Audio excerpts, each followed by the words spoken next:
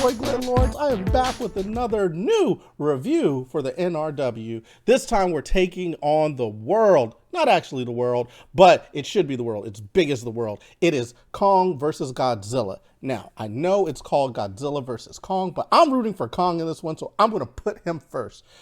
This movie is large, it's epic, and there's going to be spoilers in here, so if you don't want to hear spoilers, probably should click on another review that is not spoilery and then go watch that, because now I'm about to start spoiling stuff from the jump. Speaking of from the jump, we get into this movie and it is epic.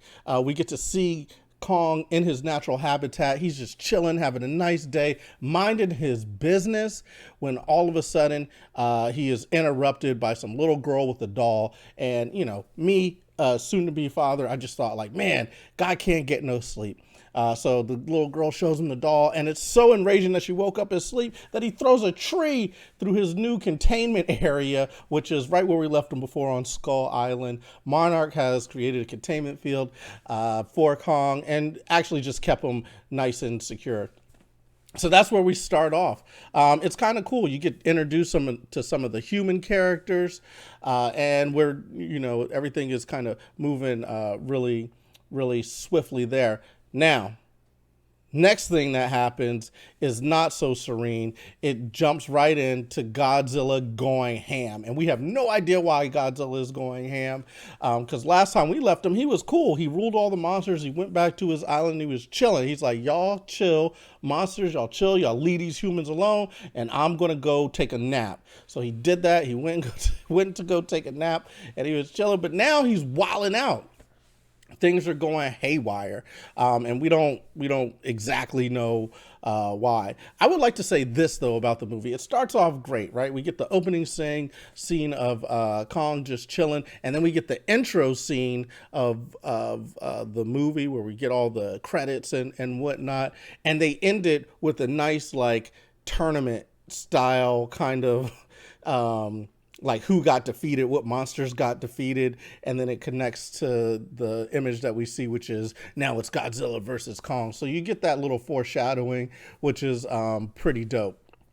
Also, right after this, we're introduced to some of the other human characters. We get David Tyler Henry, who I love from Atlanta fame. He's pretty dope as Paperboy. He's really funny in this, so it shows his range. And he's just he's a conspiracy theorist podcaster, like all of us, right? As one does in this new day and age. But he's trying to expose the truth about what's going on with the Titans and what's going on with all these shadowy corporations. He happens to work for a shadowy corporation, which is called Apex. And what Apex does is they try to, through the advancement of technology, make things great. But of course, there's always this underlying current with any big conglomerate that they're doing something wrong. And what they're doing has to do with robotics and AI. But we'll get back to that. So Godzilla, he comes and, it's like one of those things. Godzilla goes for a spring break in Florida. He goes to Pensacola and he starts just wreaking havoc. You know what I'm saying? He starts destroying it. Nobody knows why. This is right around the time that our boy, Paperboy, David Tyler Henry is chilling there. Godzilla destroys it right before David Tyler Henry gets the Bernie is what he's called in the movie. Bernie is what he's called in the movie. Right before he gets his evidence, Godzilla kind of destroys it all, and then he like goes off into the sea, and everybody's like, yo, Godzilla just wilded out. He went to spring break, he let his hair down, you know what I'm saying? He destroyed a whole bunch of city blocks. We don't know what's going on. Somebody stop him from taking car bombs, you know what I'm saying? It goes wild. He goes haywire, and nobody knows why. But this is the impetus for them to say, like, you know what? We need something to stop him. And that something is going to be Kong. So they figure out that they need Kong to help them to ward off Godzilla. Not actually. Actually, all right, let me slow it down. First, Apex figures out that they need a power source to be able to rival Godzilla. This power source is in the Hollow Earth, which is actually home to Kong. So they're like, oh, well, if Kong would be so cool as to give us a little guide down to the Hollow Earth where we get the power source, we can actually stop Godzilla. And maybe Kong can defend us from him as well. That's what I got from the story. You know what I mean? I could be totally wrong. I could be totally off, but that's what I got from it. They're like, as a back, we're gonna get this power source, but as a backup, we got Kong to hold us down. So the cool thing is that at the intro, that little girl who showed him the doll actually can communicate with Kong, which we learned that through sign language, she's learned to communicate with him and talk to him. So that is the point where they get Kong and put him on a ship, which I did not understand because they just kind of cut to it. He's just chained up on a ship. And I'm like, no, no, no, no, no, no. That's King Kong. You're going to have to tell me how you got him in chains. You can't just have King Kong on the ship in chains and not tell me how you do it. That's a lot of heavy machinery. Did you sedate him? Did you bring in cranes? What did you do to get him to be like, all right, cool, I'm going to let y'all chain me up on this ship and take me out to the ocean, uncovered. They didn't even have a canopy for him. It was raining and everything. So that was interesting. Now, the little girl, she starts doing sign language. She's like, man, Kong's real sad. He wants to go home. And they're like, yeah, but we're taking him to the home. It's going to be all right. We're going to take him to his home, which is in Antarctica, which is the entrance to Hollow Earth, for this, for the power source that they're looking for. So, you know, that's kind of where we are in the story when Godzilla appears again, and he is coming for Kong's hiney because he's another Titan, and he's like, yo, you know what? Titans ain't supposed to be out here free willing and doing. I'm gonna pop up on you. What's up? What's up? What's the deal? So he pops up. He comes to the ocean, destroys the little fleet that was surrounding Kong. But at this moment is when they're like, yo, we got to let Kong go because we got to let him protect us because Godzilla's going to come through wrecking things. And he does. He starts wrecking ships. He's just slapping them with his tail, just going through them like a hot knife through butter. He almost gets Kong, but he doesn't. You know what I'm saying? He doesn't get him because after the boat capsizes that he was trying to take over, they miraculously swim, hit the button, let Kong go, and then he's loose. He's off the chain. You know what I'm saying? So then, boom, Kong's on the ship. He's on the aircraft carrier. Godzilla's on the aircraft carrier, and then they're fighting each other, going back and forth. We get some pretty cool scenes. We get Kong throwing like a plane at Godzilla like a ninja star. That was dope. I was like, what? Ninja Star airplanes? That's pretty. And also we get one of the dopest scenes where Godzilla is coming up underneath the aircraft carrier, and you see the little nuclear glow charging up, and then Kong hits him with the John McClane moment where he jumps off the ship, like he just like yippee-ki-yay, mofo! And then he jumps off. It was amazing. At this point in the movie, I'm like, yo, this is everything I want in a Godzilla Kong movie. Now Kong is like John McClane. He's like Riggs from Lethal Weapon. He's doing barrel rolls. He's throwing Ninja Star airplanes. Man, come on. They're giving you everything you want. How could you be unhappy? You know what I'm saying? Never mind that the plot makes no sense. You know what I'm saying? Like they figured out all this crazy ass technology or whatever. Never mind all that. It doesn't care. They gave me what I wanted. They gave me some excuse for why it's happening. I'm good with it. Never mind the fact they got Kong on the ship somehow shackled and he's just cool with it. Never mind all that. They give me what I want. He's jumping off the ship like he's Sean McClane. He's swimming. He's kicking. He's punching. But Godzilla is giving him the business because it's in his own habitat. You know, he punches a couple times, and then Kong falls into the water. Godzilla wraps him up, you know, like the little crocodiles or lizards do. He wraps him up, and he's taking him down. He's taking him down. He's taking him down to Chinatown, man. And he's going deep underwater, and it's not good for your boy Kong. But luckily, the humans are like, yo, we got to help him out, so they throw some depth charges in there. It disorients Godzilla, and he lets Kong go. Round one goes to Godzilla, but it's unfair because Kong wasn't on his territory. He wasn't on his territory. So what you gonna do? What you gonna do at that point? You know what I'm saying? He wasn't on his territory. Boom. So bust it. Kong, he's knocked out on the ship. Godzilla's like, yeah, I'm about to give him some more business, but then they turn off all the engines and everything, and it sounds really quiet. And he's like, you know what? I think I washed that nigga like enough. You know what I'm saying? He's good. He's done. He needs no more. I think I washed that dude pretty well. So Kong is laid out, and then he goes away. So they're like, damn, we need a new plan. All our ships are gone or whatever. What are we going to do? So they're like, you know what? Let's fly Kong to Antarctica. Never mind that probably would have been a better idea because you don't want to be sailing through the seas that Godzilla owns. You know what I'm saying? He just pops up. He's going to pop up on you. That's his neighborhood. That's his hood. Why would you want to sail through his hood? That doesn't... Okay, anyway. So they fly Kong down to Antarctica. During this time, I almost forgot we were introduced to Millie Bobby Brown from the other Godzilla King of Monsters movie, and she is just figuring out. Here's what's weird about her point in the movie. She's in school. Why is she in school? If you do not know how to speak to a Class A Titan, I don't need you there. I don't need to listen to you. You're not going to be teaching me anything I know. She saved the world last year or however long it was ago, when her mom became a supervillain for some reason, like during the summer. She's just like, you know what? I'm going to be a supervillain this summer. But she's in school. She's listening to this teacher. I'm like, why is she in school? You're super smart. The teacher's not teaching you anything.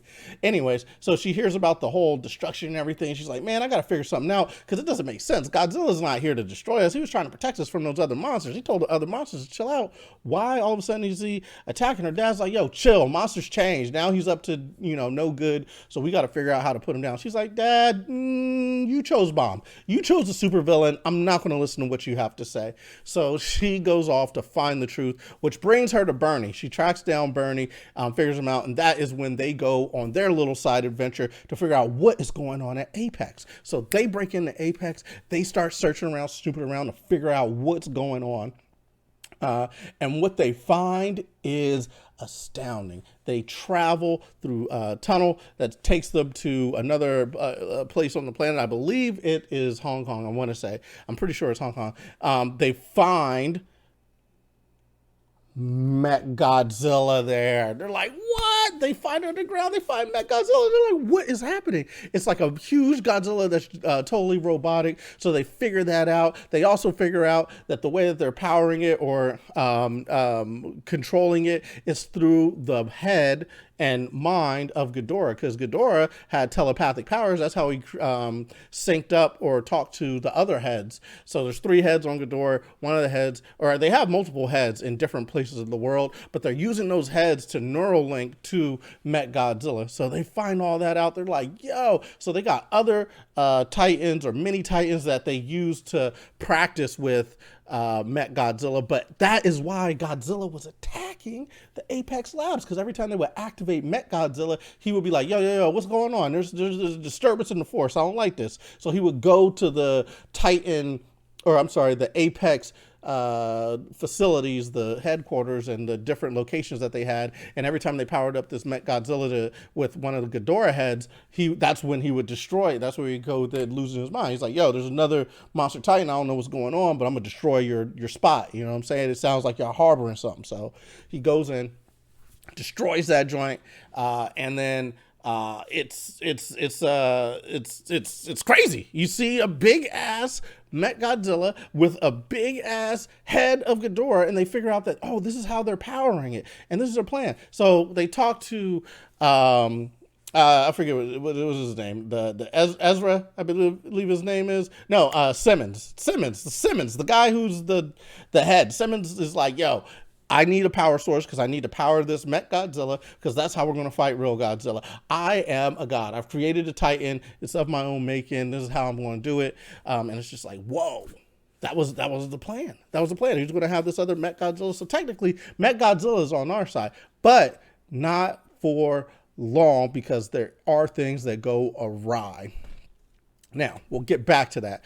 Where we are now with Kong is he just got airlifted to Antarctica. He's there. He's like, yo, it's cold. It's shivering. I don't even know what I'm going to do here. This is crazy. You know what I'm saying? Y'all got me out in this cold. There's this soft, white, slushy stuff. I don't know what this is. It's snow, by the way. That's what it is. Don't eat the yellow snow, Kong. He didn't. But they're like, yo, Kong ain't going to make it here. We got to do something. So they get the little girl. She does some sign language. She's like, yo, Kong, your peoples might be in there. And Kong's like, what? I don't believe you. And she's like, nah, for real, though. You know what I'm saying? I'm your homie. Trust me. And he's like, my peoples? All right, cool. So then he runs into the little hollow earth. They hop in their little HEVs, which I forgot to tell you. They got some specialized ships that can go into the hollow earth, because if you go into the hollow earth, it inverts the gravity. instantly and you're smushed. But they have some vehicles that are very, very powerful. They have an electrical charge that can light up the Las Vegas skyline. That's how powerful they are. And they're able to shelter them when they go into the Hollow Earth. So boom, bust it. Kong goes in, he jumps into the Hollow Earth. The HEAVs, they go in to the Hollow Earth to follow him so they could get a sample of the power source so they could send it back to Apex so it could power the Godzilla. There you go. Boom. Everything's all connected. Now we're connected with our little Death Girl as well as Billy Bobby Brown because she's hanging out with Bernie. Maddie, of course, is her name. Maddie and Bernie are hanging out. They're with Josh. Josh is the other little sidekick dude. So they're all together. They figured out what's going on with Ghidorah and all this other stuff. And then you got on the other side, you got the scientist lady and the professor. They figured out how to get Kong into the Hollow Earth. So now we're in the Hollow Earth. We get to see really cool scenes. We get to see Kong, he's going through like space, or not space, the Hollow Earth, but there's no gravity, so it's like space. So he's jumping around, he's touching things out the eye or whatever. You know what I'm saying? It's cool. It's really, really cool. I really like what they did with this here. Kong gets a sense of wonder. He starts to see statues of like people from his ancestry or whatever. And he's like, man, this is really, really cool. And eventually he finds himself to the center of Hollow Earth or wherever the power source is.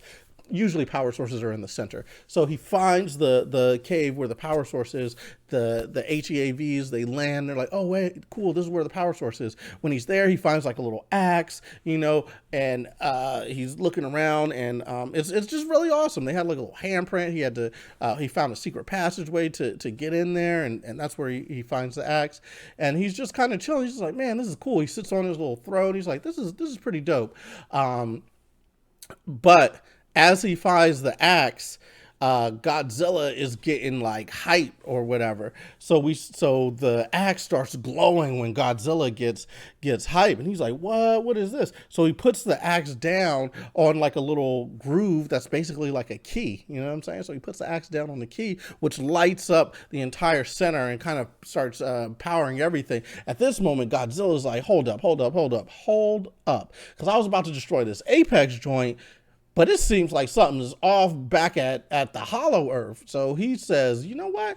I'm going to get to the bottom of this. And he does. He starts hot breathing into the center of the earth and drilling down into the hollow ground. Now, the other thing that happens when all the power source from the Hollow Earth is activated, there's crazy like prehistoric bats that come alive, and they start trying to take out all the soldiers that are in these little HEAVs. He starts trying to take all those out. Man, it's crazy. Wild. The little girl's like scared or whatever. The soldiers are getting eaten by these birds or whatever. And then of course we have to have Simmons's little daughter. I didn't mention her because she ain't really that important, but she's in there for comedic effect, or not comedic effect, just to be like kind of the asshole. She's like, no, we got to take these samples. So they take these samples of the earth, and that is when everything starts going haywire, right? When they take a little sample of that energy source. But what they did when they took that sample of the energy source, they were sending that and uploading the energy signature to home base so that they could power Godzilla. And so once they get that energy signature, they're like, hold up, we can recreate this and give it to Godzilla. How does it work? I don't know. It's like Bluetooth. The light is literally blue. It's Bluetooth. I don't know. They found the Bluetooth source. They send it to home base, and then they Bluetooth powered all of a sudden this Godzilla. Whatever. It's fine. We just needed something so that Godzilla, it makes sense that he has this crazy type of power. I mean, if you have like a way to take an energy signature and then power something, you could use that for the world over. You don't need it just to power this Godzilla, but whatever. You know what I'm saying? This is what we needed for the movie. So boom, plot device. Love it. Now, what happens at that point, right? We got the HEVs, we got the birds coming around. Kong comes alive. He's like, yo, leave my peoples alone. But right before some of these birds come and attack the little girl that he loves, wouldn't you know it, Godzilla's heat nuclear breath reaches down into the bowels of Earth, and it blows a hole and blows the birds away. At that moment, Kong looks up into the big hole. Godzilla looks down into the big hole, and they kind of like see each other, which I just have to point this out. Kong has amazing eyesight. He has great eyesight. We should have knew this at the beginning. I should have said this at the beginning. His eyesight is amazing because he can see a little girl that's like the tip of his finger. He can see her doing sign language. I'm like, yo, that guy has some great eyes on him. You know what I'm saying? Evolution did not pass him by. His eyesight is impeccable. Like, he could even see her in the ship when she was in the ship or whatever, and it's raining, and she's sign languaging to him like, thank you, and he's like, yo, like it's literally like seeing a mini window on like a skyscraper, but you can see the person in there. He's got great eyesight. Anyway, great eyesight. He could see up through the hole that's drilled all the way deep down into the earth, like miles away. But whatever. That's fine. From that moment, he's like, yo, that's that dude who washed me on the ship. It's like, no, that's not cool. So he like jumps up, or he goes to go start climbing up. Right before he does, little Simmons' daughter, she shoots him in the back, right? She shoots him in the back. He's like, yo, I led y'all here, and this is how you do me? You shoot me in the back? So he grabbed him. He looked inside the little ship. He's like, I see you getting crushed. And then he crushes them and drops them like it's nothing. And then he climbs up for his next battle with Godzilla. But this time, he's got the super power axe. He ain't playing games. And Godzilla should have known he ain't playing games. So he comes out there. He starts swinging the axe. He's doing all kinds of movies, flipping, running, dipping, dodging. He looks very, very 80s hero, 90s hero-esque as he's flipping around and jumping through things. And this time he gives Godzilla the business. Pretty good too. He hits him with a couple of axe moves, you know what I'm saying, and really like kind of powers down on him. There's one dope scene where he like has an axe above his head and is drawing the energy breath from Godzilla, and he's like, "Bow!" and then he kind of knocks him down, and Godzilla's like, man, I don't even know what I'm gonna do. And then it's like, damn, it looks like Kong gave him the business, right? And then Godzilla's like all kind of groggy or whatever, and Kong's like on top of the building like he does. He's just like, yeah, I'm the man. He's got a little crane with him. Godzilla's like kind of groggy looking around for him, and then Kong distracts him with a little throw, and then jumps on his back and starts whooping him again. But this time Godzilla's like, no. It's not going down like that. I'm Godzilla. I'm the king of monsters for a reason. And he tosses him around and tosses him into something. He hits him a couple times with a little laser fire. His shoulder gets messed up. He starts dragging Kong and then dislocates his shoulder, throws him against the building or whatever, stands on his chest, is like, listen, that's enough. And then Kong is like, you're right. So if you're wondering who won in between Godzilla and Kong, it's Godzilla. That's it.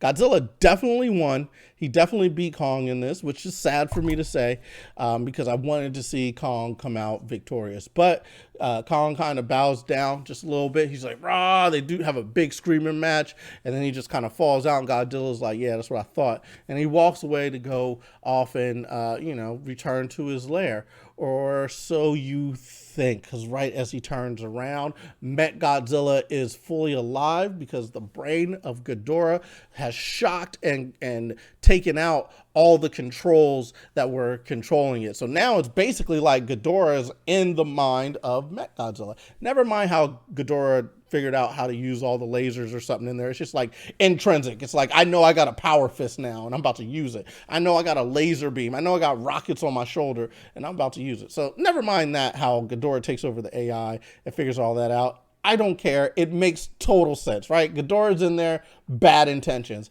Lasers through the mountain, pops out, and Godzilla's like, what is that?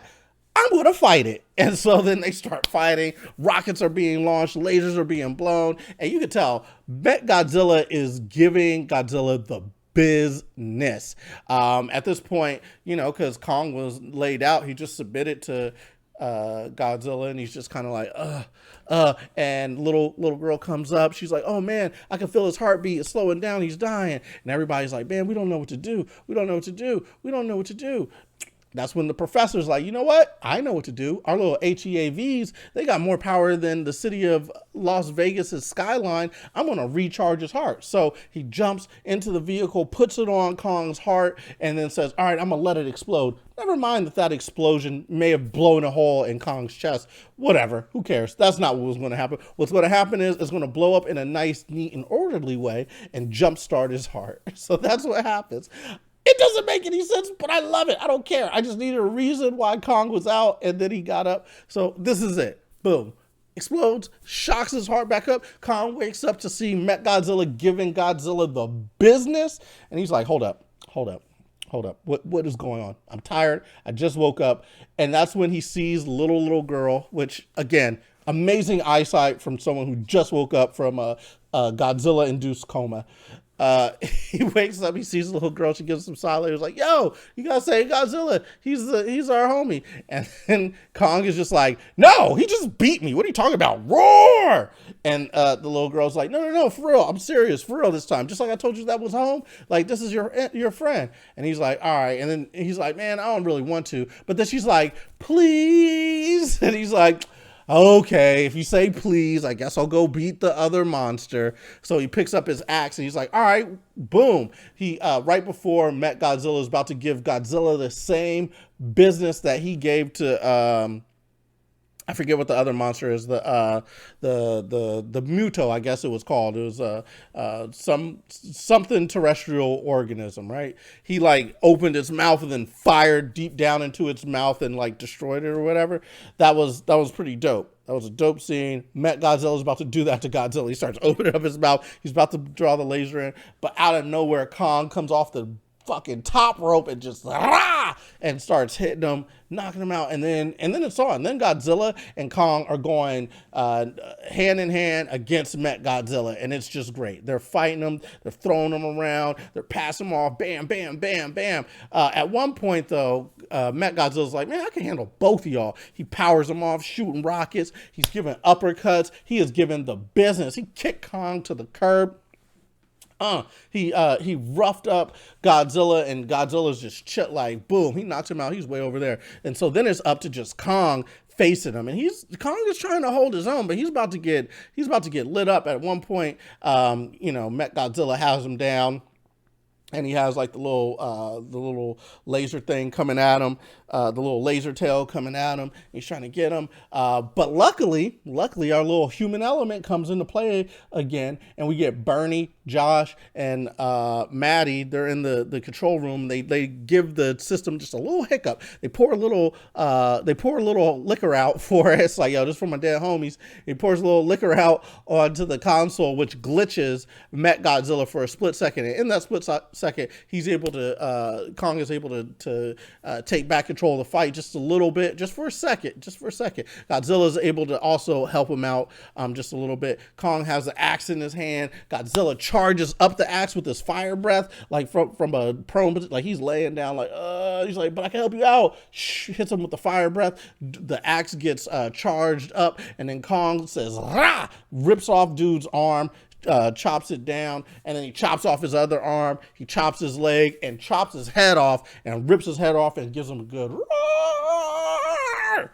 Roar. So the real winner is Kong. Despite the fact that Godzilla gave him the business, Kong actually is the hero of the movie. It's incredible. It's a great movie. I really enjoyed it. Last part that happened was Kong and Godzilla look at each other, and it's like a mutual form of respect where Godzilla's like, yo, you a real one, cuz. And he's like, you know what? You too. And he drops the hammer. He drops the axe. And then it's like, all right, cool. We could be cool. I'm going to go back to my ocean little villa, and you do what you do. And then Kong's like, yeah, that's what's up, man. Good meeting you, homie. And then they give each other a head nod. Godzilla dips out. And then Kong is like, woo. That was a tough one. Now, this movie does not like to do like explanations of how we got to where we went, but the next scene is Kong is chilling in Hollow Earth, and we set up a base there. Who knows how we got to that point, how we figured it out. But there's a lot of people there, and apparently we figured out how to inhabit Hollow Earth with Kong. But Kong is chilling. It's his land, and we're just kind of studying it. But it does set up an interesting sequel opportunity to see what happens next. What is going to happen next? We don't know. Are they going to clone a girlfriend for Kong? That would be my bet. That's what I want, because Kong is kind of sad if he's just around, no family, no love, and he's just hanging out there. What's he going to do? He's going to get bored. It's going to be it's going to suck. You know, how long can you go and explore the botanical gardens, you know what I'm saying, with nobody else? He's going to get lonely. So that is my bet for the sequel. Yeah, and that's about it. That is a quick recap and review of Godzilla versus Kong. I love the movie. I think you should go see it. It is a spectacle. Go see it in IMAX. Get out to the theaters. Check out AMC. They have all kinds of deals for you to get back in there to watch the big movies, man. And there's going to be a lot coming out this summer, but none bigger than Godzilla versus Kong. I loved it. Now, if you love this review, go ahead and smash that like button, hit that subscribe. Come back to the NRW, because we'll always have reviews like this, and you can hear my fast, uncut reaction to the movies. If you like it, go ahead and follow us. For now, it's been Glenn Lawrence. This has been Godzilla versus Kong, the review, and I am out.